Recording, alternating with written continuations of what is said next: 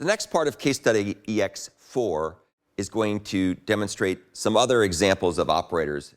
For example, we're going to take a look at things like repeat, and we're going to use flat map as opposed to having to use flat map many on a mono. And you'll get a chance to see how these operations work in a slightly different way. Once again, we're going to show an example that will have back pressure. So we are going to apply back pressure via the registered subscriber.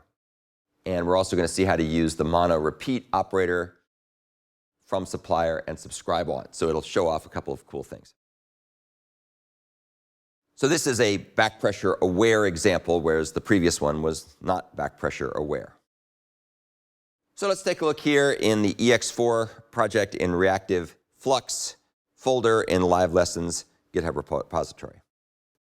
So now we're going to take a look at the ex4 entry point class again, except this time we're going to look at the test fraction multiplications blocking subscriber 2 method, and we're going to see how that works. It's a little different from the earlier one. The most important difference is that it has a blocking subscriber that uses back pressure this time.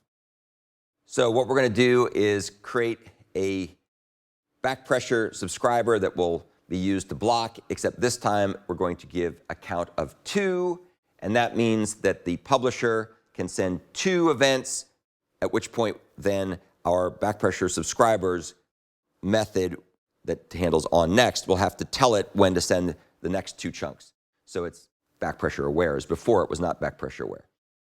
We start out here by generating a single random large big fraction that's been reduced, and then we use the repeat operator on mono to generate S max fractions of these. They'll all be random, and we do this by subtracting 1 from S max fractions, because the way that repeat works in Project Reactor is it always generates an extra 1.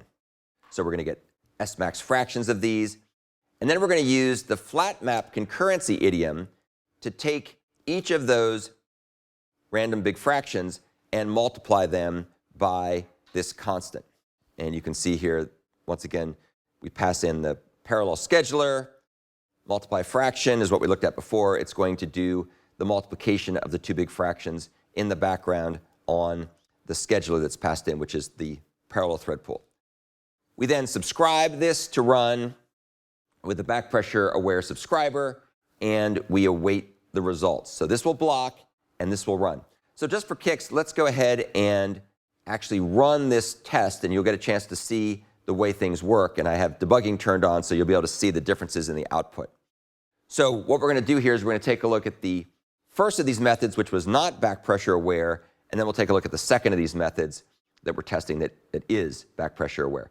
So you can see the test fraction multiplications blocking subscriber 1 just spits everything out very quickly. And down here, you can see for test fraction, so in other words, there's no back pressure here. And then test fraction multiplications blocking subscriber 2, you can see that after every 2 events, it has to request the next tranche or chunk of events to be sent, so that the subscriber tells the publisher, now you can send me the next 2. So you'll see that this has a slightly different output where we have to keep requesting more events, and they get generated for us. So that behavior is a little bit different. Once again, the key point here is that the first test method we looked at, test fraction multiplications blocking subscriber 1, did not use back pressure, whereas the second method, test fraction multiplications blocking subscriber 2, did use back pressure. So the behavior is slightly different.